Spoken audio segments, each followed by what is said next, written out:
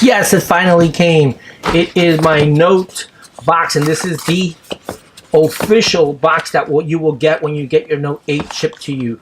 Now, I was a little not happy. I normally get next day shipping, and today I got a 3-day, so I'm a little behind on this. Sorry, guys. I would have wished it was gonna come sooner, but at least it's here. And let's see what the official box looks like. Let's say you want to return it, or you want to sell it, or you want to create a Chinese fake. This is exactly what it's going to look like, guys. Alright, so this is the official T-Mobile version, and here you can see it says Note 8. Nothing special, a black box that you normally get. It shows you the S Pen here that you could barely kind of see. I'll shine it into the light right there. And in the back we have the Galaxy Note 8 information. I mean, pretty much at this point we all know what it is. So let's open it up, see what it's like. So there's the presentation. This is the Coral one that I got, the gray model. Most everyone that I've seen has been doing unboxings of the black one. And the black one's nice and sleek, but I don't know, I prefer this color. It just has that shininess to it, the coral blue. Hold on. Alright, so this is the coral blue version, and I don't know, I just like this model because it has that shininess to it. Look at it. Definitely a nice, beautiful shine to it. I already have a case to it, so let's take off this wrapping, and there we go. I can't wait to get my 360 camera because I did my pre-order, and there we go. And here we have the case. So this is just a cheap TPU case that I normally always buy from Amazon. This one's like 10 bucks. It's one I highly recommend. This is actually one of the thinnest TPU ones. Even though people think it doesn't protect, oh my god, I've dropped these phones like a billion times on these cases, and they work amazing. And here we have the Galaxy S8 side by side. They both have this clear case. Now if you see this one actually, well, it's a little dirty, but it becomes like a little smoked color that you get. I have one for the V30 as soon as I get that one. This one actually came with a dual pack. But one thing I just wanted to show you about it is, let's see what this one looks like. This is the clear that I like. I don't know if you can notice, it's not white like that. Let's compare it to this other one. This other one, I don't like the fact that it's a little white. You can't see it as much. I swear you can see it though. Not on the camera, but it just gives it a little whiter look to it. I'm gonna live with it for now, but I'm not a big fan of it. This is actually like, look how this looks with that case on. Look how white it is. Now let me put this case on. Even though it's not gonna fit, I just want to show you what it looked like if it was on. See, there's no white to it. There's no white to it. So beware of that. I'm not really that happy with this color, but I'm just going to live with it for now. There it is. I like the way it fits because when you look at this case on the Galaxy S8 and you put it on, you notice that there's a, it's really easy for it to like rub out. And on this case, it fits in more. It's actually more squared out, which is nice. It gives it that squared out look. And in reality, the squared out look makes it so that it doesn't snag off as easy. So I like that fact. It fits a lot better, and this case is actually a little bit more lifted on the front and top, not particularly in the corners, but the whole front and top. So when it lays flat, it'll fall right on top of the case and not the screen. So that's another thing about that. All right, so here we have both models. Let's take off the cases and compare sizes, just if you guys are wondering. There you go. Now, if you want to go, let's go through the differences really quick. I'm just going to snag right through it. So the main difference is the S Pen, which I'm going to see how it's just a push, kind of like the Note 7. Oh, I like the color. It's a gray pen. I like the color of the pen.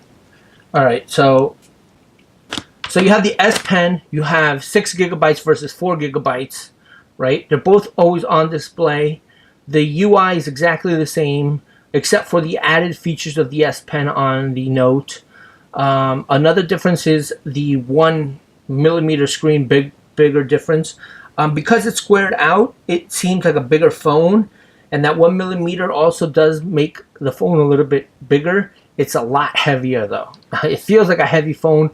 In a way, that heaviness gives it that premium feel that you kind of want.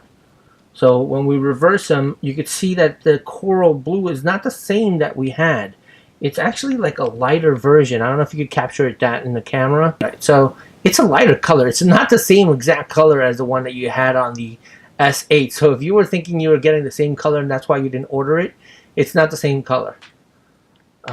You should never turn these on when you just first get them. You should always charge them. Is my experience if you want the battery to last as long as they should. So you should always charge them first. So I'm going to let this one charge until it's fully charged. Once it's fully charged, then you'll be able to do whatever you want, but your battery will be probably going to perform better and last longer than if you just use it when you first get it and discharge it and then charge it. It's just my recommendation from my experience. You guys can think differently. Please let me know in the comments.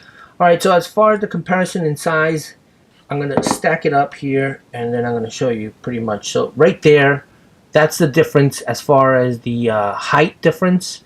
Because it's rounder, it almost seems like it's the same thickness, but it isn't. It's hard to tell, but on the side you can see right there, that's the difference. It's a minimal difference, but because of the curve, you can't really tell. But there is a difference on the thickness and the tallness of each one of the phones. Maybe if I do it on the color side, we could see it more. Obviously, the other way around. So I'm really interested in testing out the cameras. I'm going to compare them side by side and see what it's like. But here we can see right there that there is, I'm trying to level them underneath, but right there is the difference on the height, and right there is the difference on the side. So there is definitely a difference. When we compare the where the SIM cards go, the microphone is practically almost in the same spot. It's practically almost in the same spot. Everything as far as that. If you notice, the chrome is a very different color. This is a bluish chrome, and this is actually a chrome color. So it's a grayish chrome. So definitely it's different. The colors are different. They're not the same. And this is the coral blue, guys. So if you guys want this color, I highly recommend this color. I mean, you do get that like reflective look to it, but it kind of is nice because depending where it hits it, it'll start changing the color. And I like that too. Here, when it comes to the sensors on top, it's actually the same exact spot. So besides the 6 gigabytes, besides the pen on this phone, it's not really much of a difference. The specs and everything else is the same. It's supposed to be better optimized and all that. I call that BS because, come on, you could just update this one and give it the same exact software and the same, and because the battery is bigger, you'll make it last longer. Yeah, this battery is a little bit smaller, so it's probably going to last less time. Maybe right now, because it's new and because it's optimized, you'll get it, but in the long run, when this one gets updated, it'll probably have the same, if not better, battery than the Note. As of right now, I've seen a lot of speed tests, guys, and the Note has actually beat the Galaxy S8. I don't know why. Maybe it's because of the RAM, especially when you're doing like a lot of video stuff, like let's say rendering or importing of videos and stuff on the Note 8. I think that extra RAM just boosts the phone's capabilities.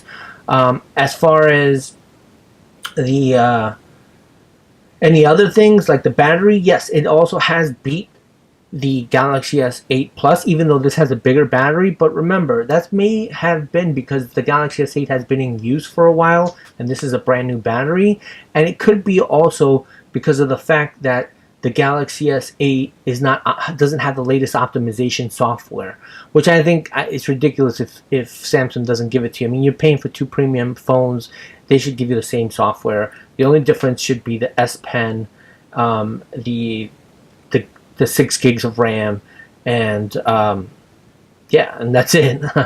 I do think it's a premium price to pay for this phone, so you should double think it if you really, really want that S Pen for signing documents, to write down notes, which is another thing I use it a lot for, or to just customize gifts that are really cool for like a birthday or something that you can send personalized for somebody. Those are cool things. Other than that, the drawing and all that, I think that's just more of a toy, and I don't think it's a pro thing to have. But it's just my take on that.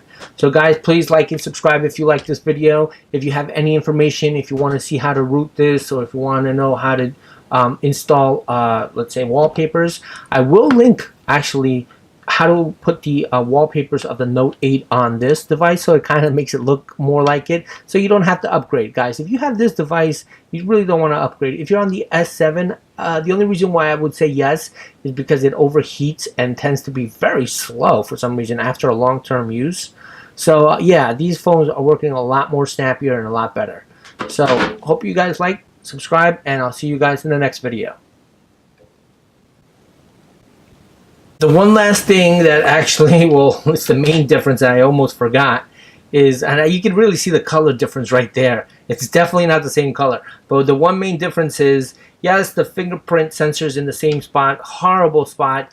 It's a sign that Samsung is not listening to us. It definitely needs to be underneath where the V30 brings it. I think they just don't want to copy the V30 style, but it's really the main spot where you want to have the fingerprint sensor. Also, having it a little round is more of your fingerprint, and it's actually more accurate than having this, like, I don't know, like this up and down kind of thing.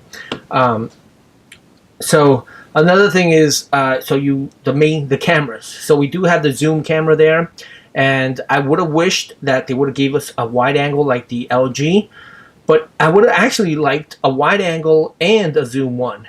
And then, you know, the zoom one can kind of reduce down to like maybe with a zoom to almost be like a normal size camera, and maybe the wide angle could actually also, the wide angle could zoom down almost to be a standard size, and the zoom camera can unzoom to maybe almost a standard size. But in all, it would have been better if they had a wide angle and a zoom camera. Now they're claiming that this camera is a wide angle, but from what I've read from reviewers and from what I've seen is that they actually have the same wide angle. So if you're accustomed to this wide angle, it's going to be the same on this one. One big improvement that people have said is that the front facing camera is a lot better, more detailed, and it's better for dark cameras now. So I'm definitely going to do a test on that.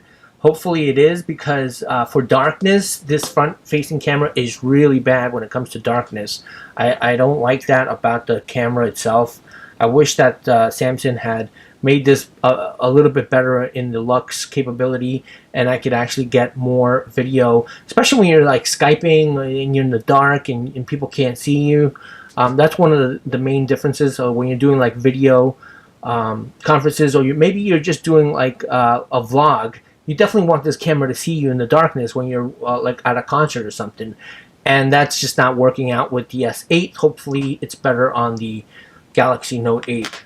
So that may be a difference right there, and also that may be a big reason why to upgrade the cameras. As far as the camera quality between these two, they're the same exact camera, guys. Whether you guys are looking at the differences and whether some people are saying it's actually worse and some of them are saying it's better, they're the same camera. It's just the optimization on the software, so you guys know. Now the new camera is totally a different ball game, and if you compare it to any other zoom camera, because this one has optical stabilization, it is key right there, key, that it is a big difference. The optical stabilization on this camera is key on this, like I'm saying again.